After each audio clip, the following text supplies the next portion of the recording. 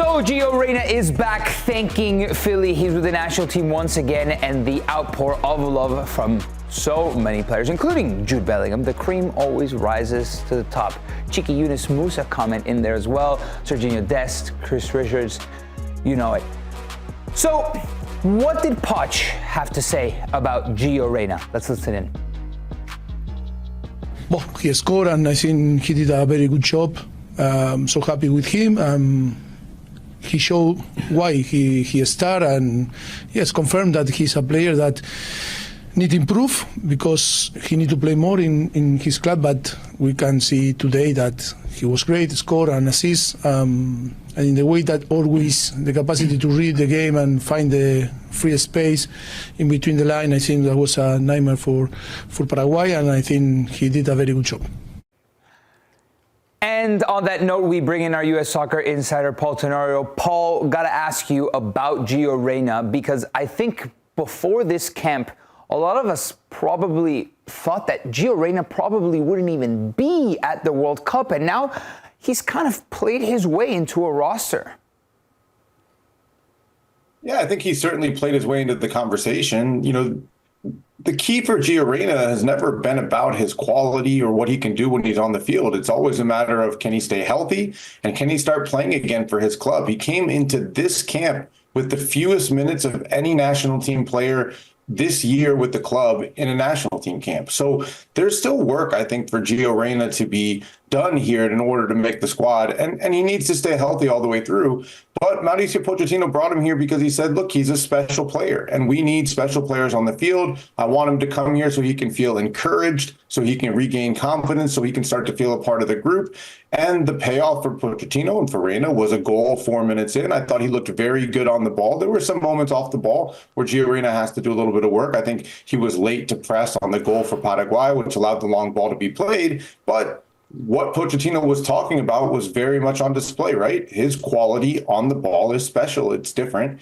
And I think the U.S. does need those types of players on the field if Gio Reyna can stay healthy, if Gio Reyna could keep playing well in Germany at Gladbach. So do you think the U.S. men's national team is a better team with Gio Reyna starting? What would you like to see from him against Uruguay?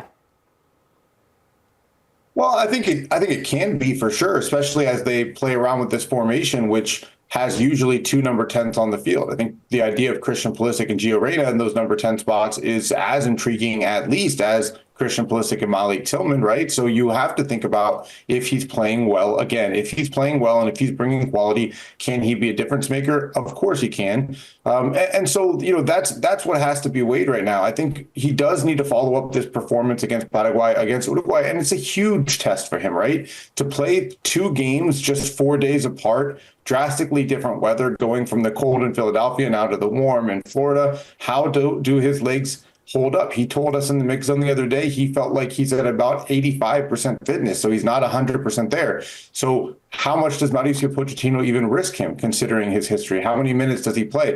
Gio Reyna says, I'm ready to play. I'm going to do everything I can to get on the field, but we have to keep that in mind. So for me, the most important thing for Gio Reyna is he comes on the field, he plays, whether it's 25 minutes or whether it's 60 minutes or 45 minutes, and he walks off the field healthy and ready to go back to Gladbach and contribute. That's the number one thing Gio Reyna needs to show he can do. What I'm most curious about, Paul, is how much easier is it to do mix zone in Tampa than in the cold in Chester, Pennsylvania? Credit to the Philadelphia Union. Their mix zone was inside, thankfully. But yeah, in general, we're all less bulky when we're in the warm weather climate, so it'll be a little bit easier. Nice. All right. Someone who's not bulky whatsoever and looks in fine form is Folarin Balogun. There's this constant Balogun-Pepe debate, right? And Balogun, in the last couple of matches, has stepped in and showed why he's there to take that number one position come World Cup. Yeah, I mean, there's no doubt right now, Folarin Balogun, since he's come back into the team, has shown he is the best number 9 in this pool. 3 goals in 3 starts with the U.S., 3 goals in the last 4 games with the U.S. And it's not just the goal scoring, though that is the most important thing. He's just so active on the field. He brings so much that is just a little bit different. His ability to press, his ability to move, his ability to combine and be involved in the play. He was, all game long against Paraguay, working, getting pushed around by two very physical center backs, doing everything he could to get in position. No service. And then he gets his one chance in the game, boom, it's a goal. And that's what you want from your number 9. You have to have a number 9 who understands that no matter what, no matter if you're not getting those passes to your feet, no matter if you're getting pushed around, you're not involved in the game, you have to stay locked in for when that moment comes. And that's what Mauricio Pochettino talked about after the game. He loved that mentality from Balogun to stay focused as the number 9. So I think there's no doubt right now, Flo Balogun is the starting number 9 for the U.S. men's national team, and Pepe and Haji Wright and anyone else is just fighting to be the guy that comes in off the bench. Paul, let's talk about the other side of the ball. There's been a big spotlight on this defense. Who are your starting back 3? Does Poch have the defenders to play a system like this? I think he does, but it is certainly interesting that Mauricio Pochettino has not really loved other center backs in this pool besides Tim Ream and Chris Richards. And yet we're finding ourselves in this hybrid back line where you build out of a 3, whether he calls it a 3 center back system or not. It's kind of been debated between all of us reporters and Tim Ream mostly, who likes to push back on it. So I think it would be down to Miles Robinson. Well, he says they play a back 4 and we only build in a 3. It's not a 3-back system. And I said, okay, we're getting into semantics here, Tim. But the reality is that most of the time there's 3 center backs on the field. And we saw, I think, the one player who can really throw a wrench into this right now, which is Joe Scally. Because out of that right-sided center back spot, you want somebody who can also be comfortable playing essentially, as Tim Ream likes to say, fullback. Because what they do is they play 4 in the back. Serginho Dest or whoever's playing right back pushes higher up the field. And when the U.S. has the ball, both fullbacks go, both wingbacks go, and it turns into that 3-back system with 2 midfielders. So they build out of a 3 and 2. Well, Joe Scally has a lot of experience playing as a right-sided center back in a system. He also can play right back. And I think Miles Robinson has shown he's fairly comfortable doing that as well. But both players, there's been some issues, let's put it that way, when they're out in space isolated. Joe Scally the other day against Miguel Almiron didn't go great. Miles Robinson has been caught in space a couple times. I think those two are the most likely to end up winning that job. It does require versatility. It does require confidence on the ball. And I think those are probably the best options. I know for sure Tim Ream and Chris Richards are going to be starting in the back line. And I would also point out, we don't really know who the wing backs are going to be right now. Antonee Robinson, Serginho Dest, Alex Freeman, Max Arvston, Tim Weah. There are a lot of options at those positions too. Yeah, I think you're spot on, Paul. Those pockets that between the center backs and the full backs that they leave open, they've been exposed, and that's, I think, an issue that Poch needs to correct. But I did want to talk about another player that I thought had a really positive night in Tanner Tessman. He's grown so much. Can you talk to me about the evolution that you've seen in him?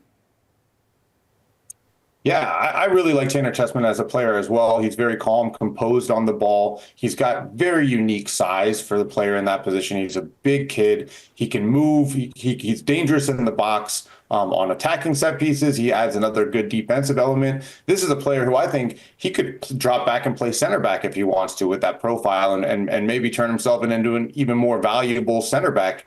I think he is the right guy to play in that position. So if he drops back, then we are playing a 4 in the back, right? Yeah, that's right. Or maybe he just becomes the 3rd center back in that position. But I just think he's a really strong player, and I really like when you put him into that midfield, whether you combine him with Tyler Adams or Christian Roldan, or I think if he kind of seeps a little bit of the way Christian Roldan played that position next to Tyler Adams and understands, I'm going to sit back and be the deeper number 6. Allow Tyler Adams to be the destroyer, to run into space. Give me the ball on my foot. I can look for those long switches. I can look to kind of settle things in front of the back line and let Tyler Adams do what he does at a world-class level, right? Which is to break up passes, interceptions, to make life difficult for the opposing team. That's the element that I think is most intriguing about Tanner Tessman, that he might be the right answer to the right player to pair with Tyler Adams in this midfield, even more so than Weston McKennie, who wants to roam and go forward too. If you're going to get the best out of Tyler Adams, it might be Tanner Tessman that's the right partner. Look, we can't let you go without talking about Max Arfsten. He had a really good performance, but he is, of course, taking the place of Jedi Robinson. Do you have any updates? Should fans be worried about his recovery from knee surgery? At what point should they be worried?